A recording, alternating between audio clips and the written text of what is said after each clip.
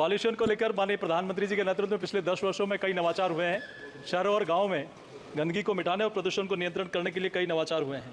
लेकिन अभी भी देखा जाता है कि शहरों और गाँव में, कस्बों में कई इंडस्ट्री ऐसी होती है जिसके चाहे भूमि प्रदूषण हो, चाहे वायु प्रदूषण हो, जल प्रदूषण हो, इस प्रकार के एसिड और जो पानी में और नदियों में बहा दिए जाते हैं, पशु वहाँ मरते हैं, आदमी पानी पी नहीं सकता।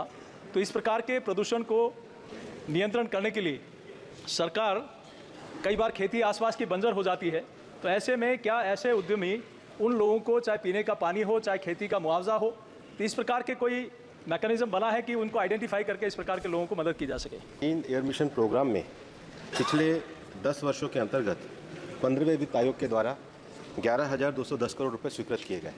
जैसा कि माननीय सदस्य ने प्रश्न उठाया है, यह जो कार्यक्रम है इसके अंतर्गत एयर क्वालिटी, वाटर क्वालिटी और सॉलिड वेस्ट मैनेजमेंट और उसके साथ साथ डस्ट मैनेजमेंट के लिए पैसा उपलब्ध कराया जाता है। जहाँ तक पानी के पॉल्यूशन का विषय है, माननीय सदस्य महोदय ने ये सही विषय उठाया है। हमने जिन 131 शहरों का चुनाव किया है उसको इसी आधार पर किया है कि जिनके विगत 5 वर्षों में एयर क्वालिटी के स्टैंडर्ड नहीं छुए गए हैं, जिसमें सारे विषय शामिल हैं, पानी का भी है, वायु का भी है, सॉलिड वेस्ट मैनेजमेंट का भी है, उसके लिए धनराशि प्रदान की जाती है।